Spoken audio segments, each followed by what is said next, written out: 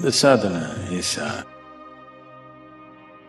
essentially towards using your emotional intelligence. When we say emotional intelligence, today it's being identified in the world. For a long time, we thought intelligence means just IQ. See, this is not a… IQ means I stand in the queue.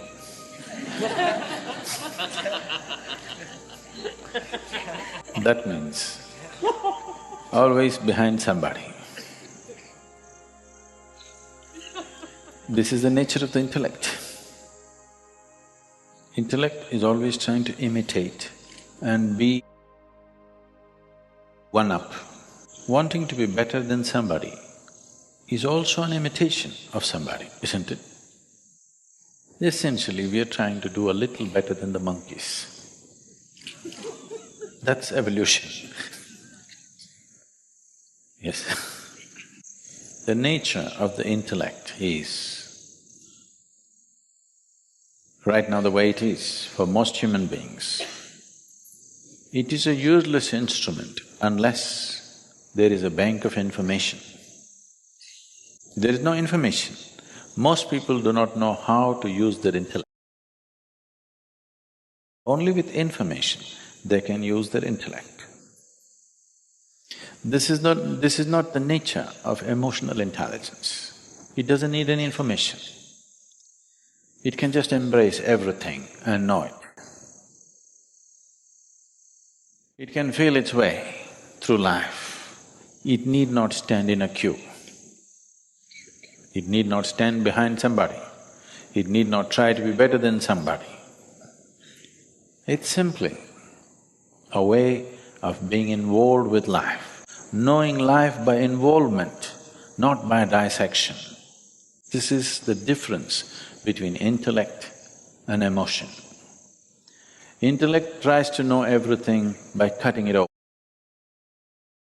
by dissection. Emotion knows things by embrace, by inclusion.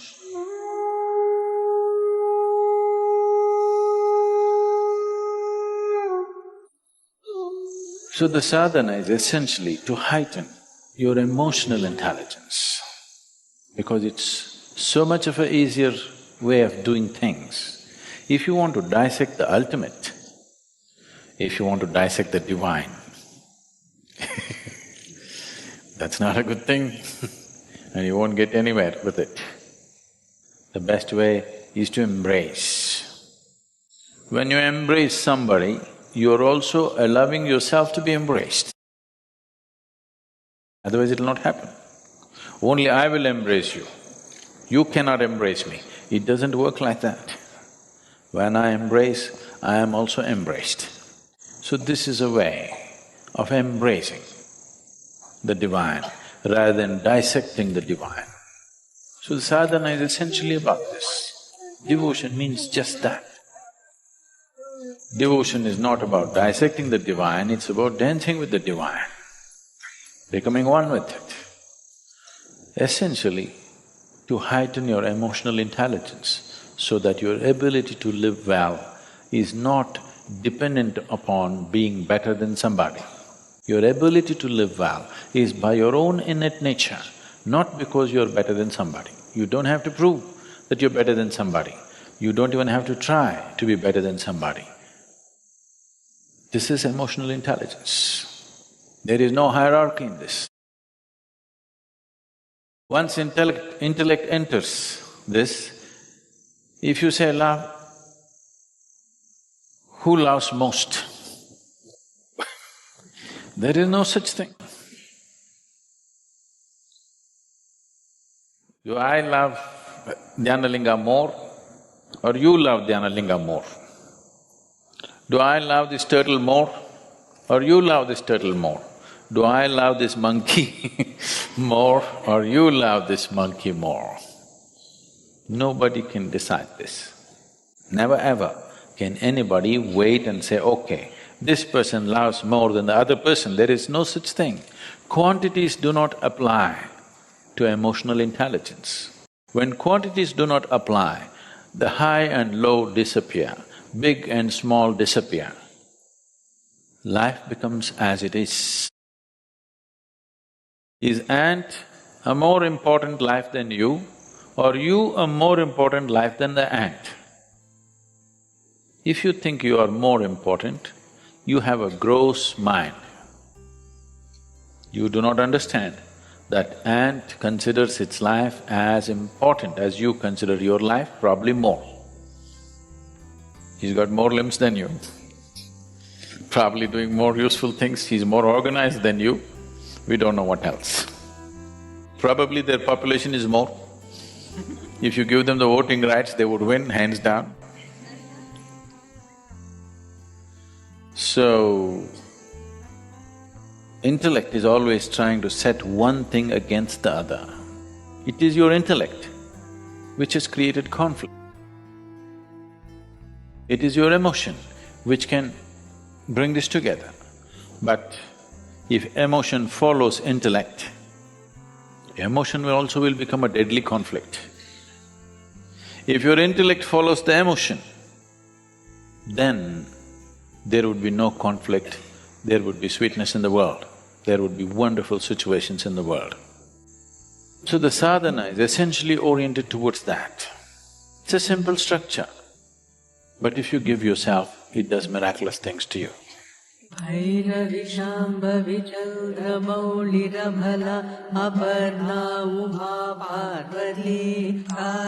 lot of people cannot understand that something so simple can do something like this to a human being, because they dissect it and see. If I dissect you and see, let us say you are a great singer. Wow, you sing so well, let me see what is in your vocal cords. And I will dissect your vocal cords and look in, I will not find any music, because that is not the way life works. So dissection will take you to a place where everything will become meaningless. If you apply your intellect to every aspect of your life, you will turn everything into meaningless rubbish. This is what is happening in the life of an intellectual, that everything looks meaningless and rubbish. But if you apply your emotion, everything becomes valuable and beautiful. Every little thing becomes… a blade of grass becomes poetry. Simply a wave of the branch becomes a song. But if you apply your intellect, everything can be reduced to rubbish. Everything becomes no good. If you apply your emotion, everything becomes great.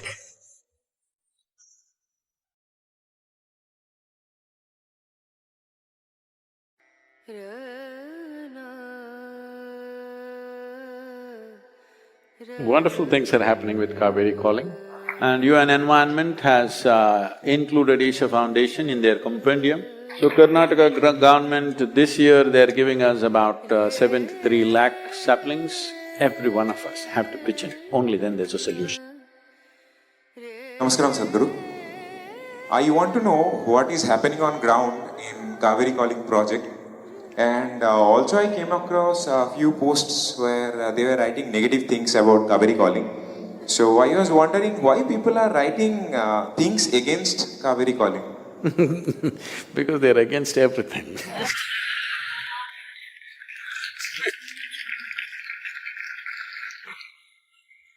Well, what's happening with Kaveri Calling? Wonderful things are happening with Kaveri Calling.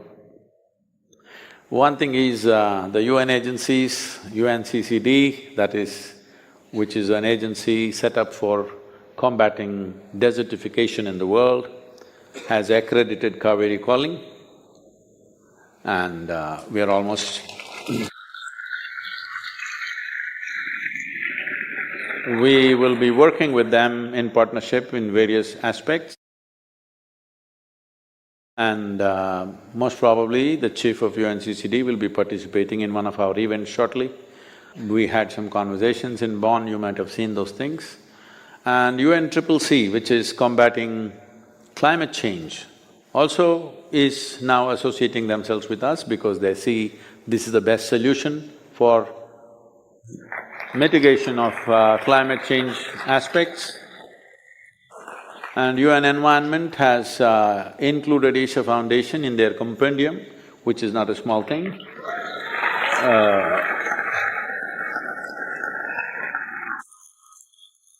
And Karnataka government is on the verge of issuing a government order. Right now, our teams and their working teams have been back and forth with various meetings, and they've agreed for the compensation. And they're giving not only compensation, they're also giving rupees five per tree for those people who encourage the farmers to plant trees. 5 rupees incentive. On the ground, we are looking at mechanics of setting this up.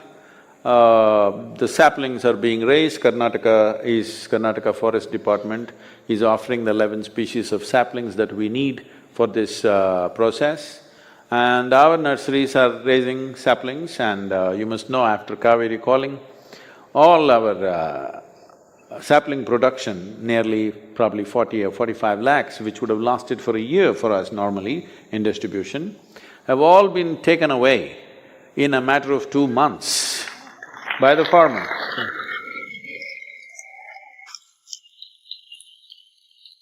So Karnataka government, this year they're giving us about 73 lakh saplings grown according to our prescription and need. And from next year, they're offering 2 crore saplings. From the 2 years later, they're offering 8 crore saplings per year.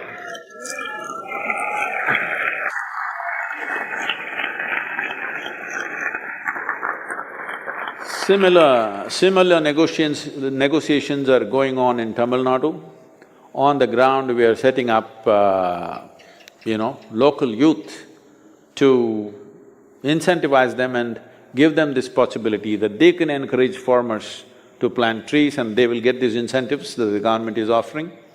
We are just a facilitating agency, we are just trying to put everything together.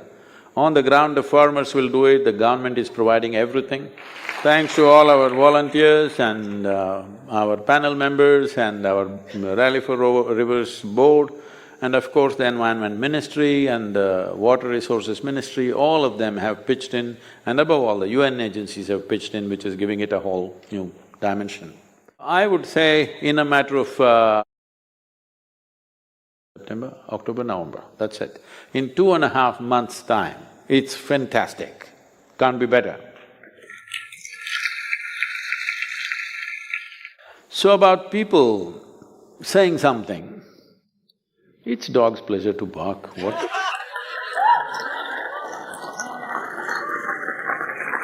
No, I'm not using the word dog in a derogatory way. I love dogs. The nature of the dog is just that. It will wag its tail only to those people that are familiar to him. Anything unfamiliar, he will bark. Even if Shiva walks down the street, he will bark. But even if his owner is a thief, he will wag his tail. So familiarity is the only quality with which he expresses his approval. Anything unfamiliar, he will bark. In that sense, I am saying it's dog's pleasure to bark. I don't want to denigrate a dog.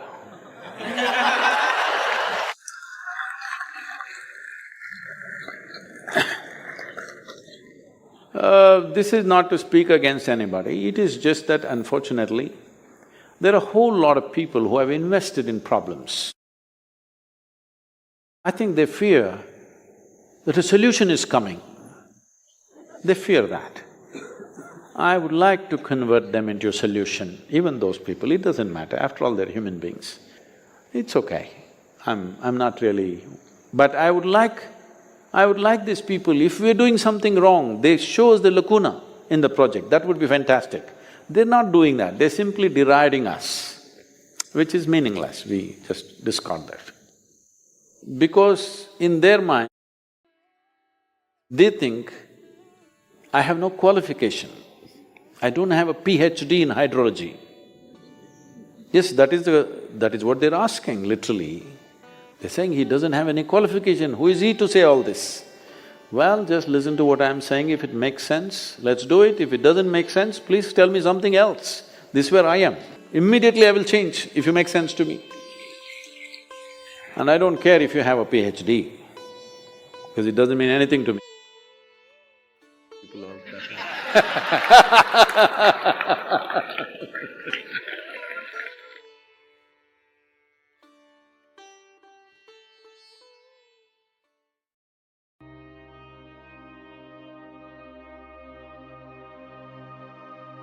Why is change in life so difficult? When I was younger, I was excited by change. I looked forward to it, I was happy when it happened.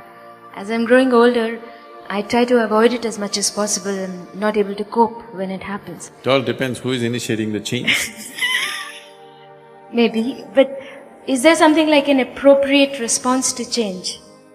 One reason why change is becoming difficult as you get older is you have found cocoons of comfort.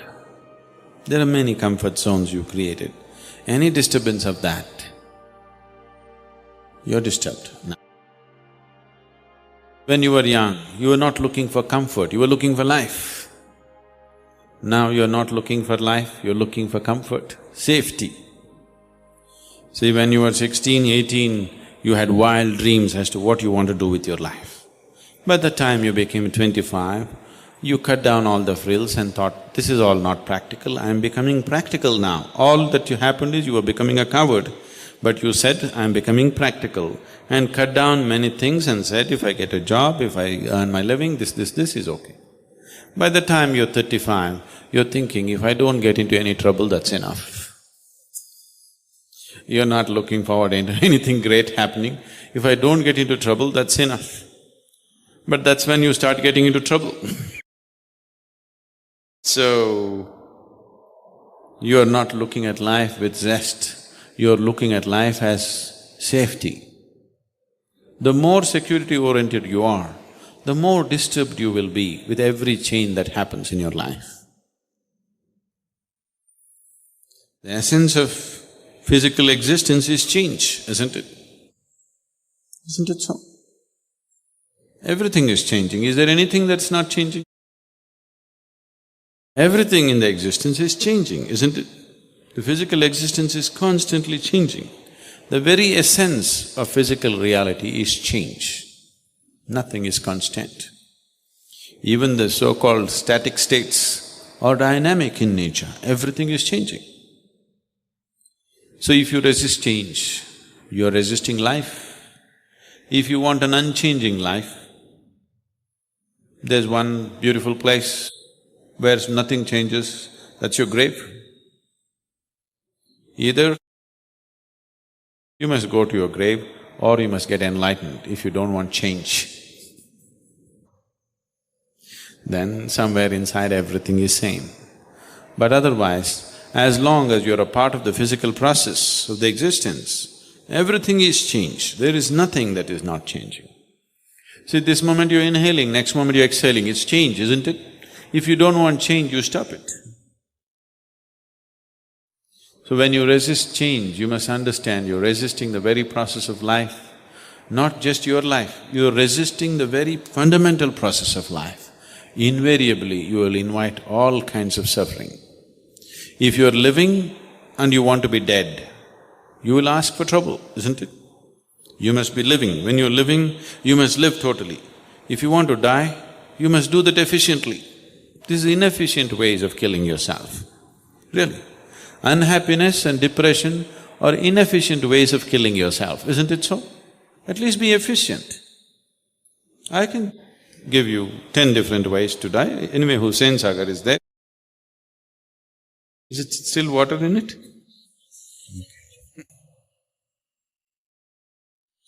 So, you need to understand this. Once you resist change, you're resisting the whole process of life and you will create unnecessary suffering. So once you resist change, depression is a natural process. Frustration When change happens, frustration, depression. Frustration and depression are… on a certain day, the devil decided to retire.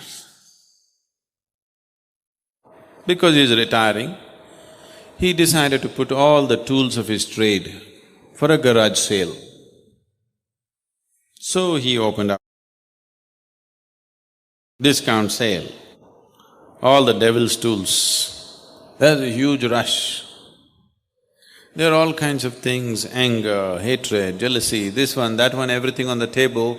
All of you people went and bought it up in no time. Everything was sold out in the first hour, all his tools. The whole humanity has bought it, isn't it? But he had still one more bag. And what's your name? Leena? Leena went and asked the devil, "What's in that bag? Isn't that for sale?" He said, "No, these are the prize tools. Just as souvenirs, I want to keep them because they have worked best to do my job." Leena said, "No, I want it, please. Won't you sell that?" Devil said, No, these two tools that I have in this bag, they have worked so wonderfully well in my whole career that I would like to keep them as my souvenirs." Once Leena said, many other people joined behind her and, "Please, put it on sale, put it on sale, put it on sale." Then the devil pulled out and said, "Okay, if you're giving a good price, let me put it on sale." Then it pulled out frustration and depression and put it on table. These two are the best of the devil's tools. If you want to destroy your life, frustration, you start with frustration, develop into depression. You're there. There's nothing worse than that. You'll work against yourself. And the moment you resist change, frustration is natural. Once frustration comes, it'll naturally evolve into depression. So, you put it on sale.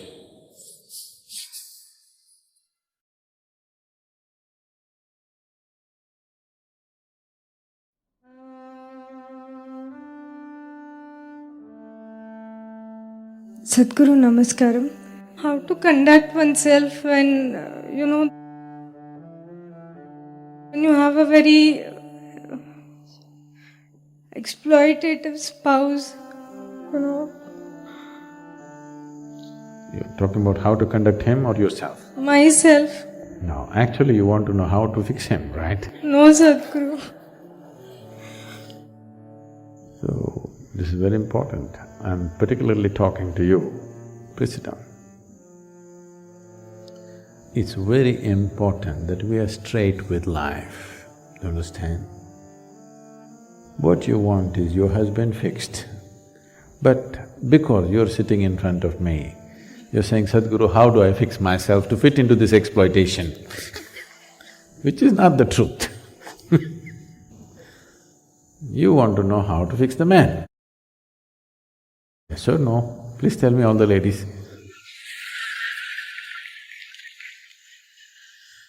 If you perceive him, we don't know what he is, we're not talking about your husband. I do not know what he is, but if you perceive him as exploitative, obviously you want to fix him, isn't it? If you perceive yourself as a problematic wife, then maybe some thought about maybe I want to fix myself will come up. When you perceive somebody as exploitative, the intention is to fix them, isn't it?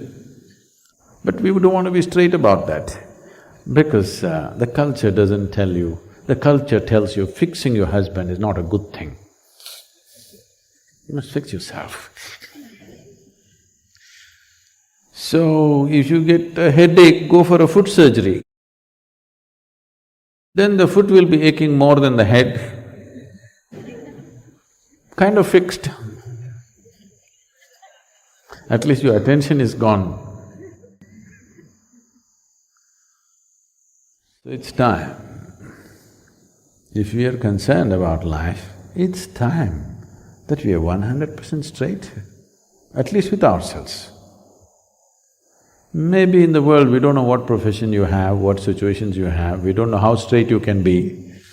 I will not interfere with that, but at least with yourself, you must be 100% straight, very important. Otherwise, neither yourself nor your life situations will ever get fixed. Simply complaining and going on. Life will be a lifelong complaint for a whole lot of people because they don't want to address it, they want to beat around it. So, husband fixing program we must do.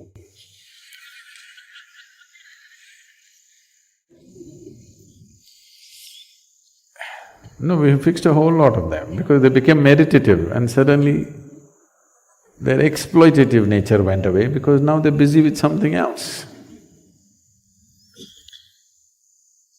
So I don't want to get into a personal situation right now here, but you must bring meditativeness into you and into your family. This is something we have to invest into life now. If you are not able to fix your husband, at least you must have a wish that the next generation of husbands are not exploitative. If you're interested in that, you must make sure your little boy that you have right now, you must fix him now with some meditation. Yes? Meditation is not about fixing him against something. It is just that meditativeness means to become in such a way that you are not the source of the problem. Wherever you are a solution, you are not a problem. If you become a solution, everybody will want you wherever you are, isn't it? Whether it's your workplace, your family, on the street, wherever, whoever seems like a solution, that person everybody wants, yes or no? Either you're a problem or you're one who complains about problems, nobody wants to see your face. You must know this. But if you're a solution, everybody wants you, everywhere, including your husband. He will desperately want you if you are a solution to his life. Yes? So, it's important, not just you as a person, I'm saying everybody, it's important we understand. We need to understand, if we don't make this piece of life a pleasant piece of life, first of all, this is a fundamental thing. If you do this, after that you decide whether you need marriage, you don't need marriage, you need children, you don't need children, all these things you decide later. When this is miserable, you have no business to multiply it. Yes or no? Misery, I can't get along with my husband, I can't get along with my wife, already children coming, why? If you cannot get along, how is this happening? Because we have chosen to live unconsciously. I'm not saying live this way or that way. Whatever the hell you do it by choice and consciously, that's all. Knowing the full implications of what it means. Yes. That much responsibility everybody must take, isn't it? If you do not bring into this, you will be a lifelong complaint. I will not tell you how to deal with your marriage. You bring this much into your life. Before marriage, no, Sadhguru, I didn't want, but my parents, I got married. After marriage, I don't want to live in this marriage, but my children, After the children have grown up, but I have to wait for my grandchildren.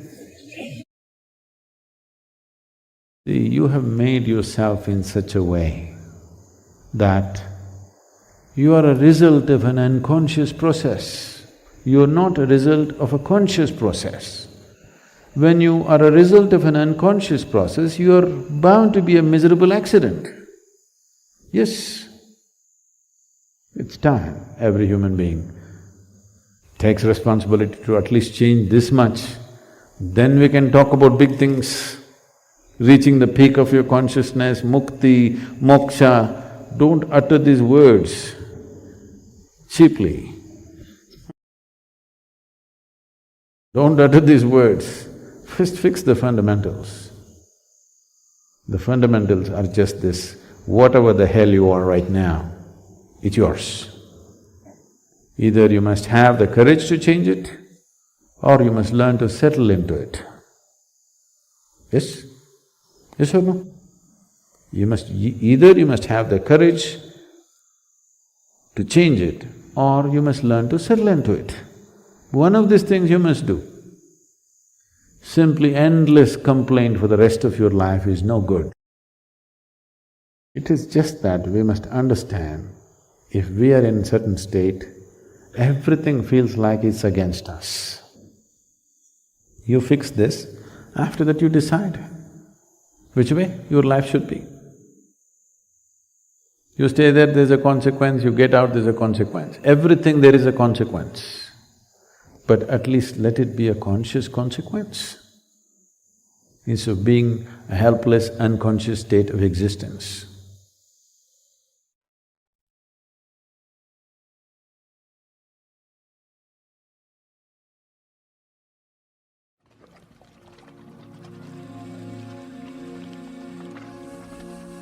Just let's understand what's music. Music is a certain arrangement of sounds. If you arrange sounds in a certain way, it will become noise. If you arrange sounds in a different way, it will become music. There's a whole lot of noise passing as music right now.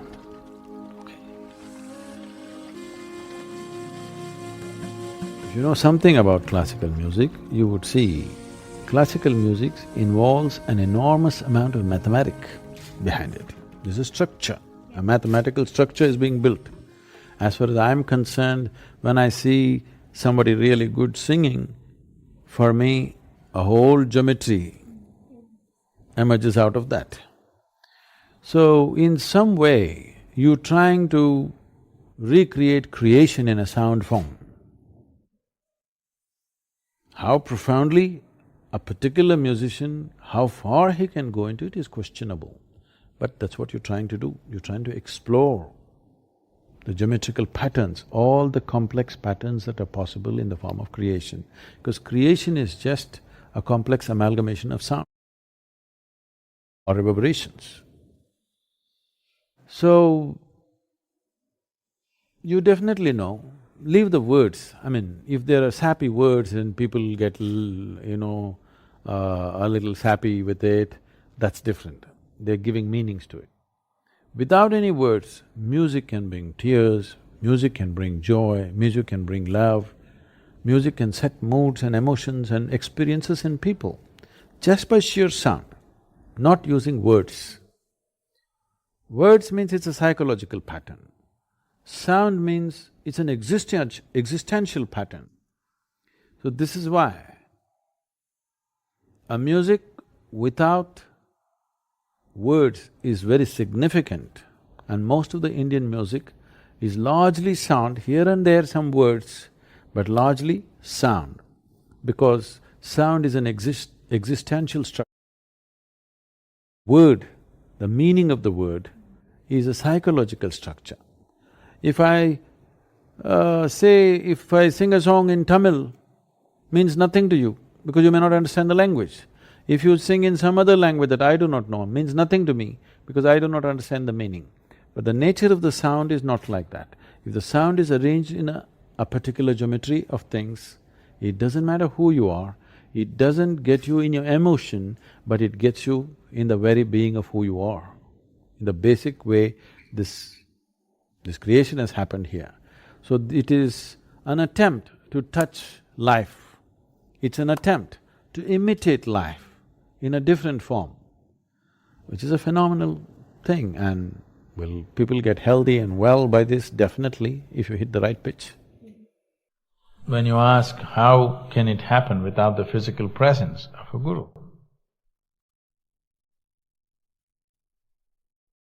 The physical presence of the guru is actually a hindrance. Because right now you look at me and no matter what, because the very nature of the mind is such, it is making 1,000 judgments as it sits here, isn't it? Not all of it is conscious, but a whole lot of judgments are going on within you. Because there is a person. A person means you can like him, you can dislike him, you want him, you don't want him, so many things. If I say something nice, wow. If I say something nasty, all this will happen, isn't it? Because a person is sitting, how he sits, how he stands, what he says, what he does not say, all this becomes important. The physical presence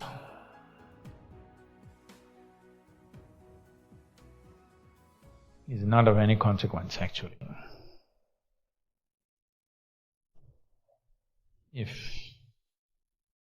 If physical presence is everything, that's called charisma, not grace. This is not charisma, this is grace. Whether I sit here, I don't sit here, I can run the satsang the same way. Only problem is you cannot remain focused, that is your problem. If you're willing to sit here, simply focused as you are right now, no video, no audio, no nothing, we'll still run the satsang wonderfully well, okay? It's just that because you have that problem, either I have to sit here, a video has to play, a audio has to come, I'll tell you, no video, audio, nothing. We can still initiate people, if you're just willing to sit. It is just that the necessary attention is needed, that's all. Even without attention, in your sleep we can initiate you. But benefit may happen, but you don't know why it's happening. You think you just got lucky.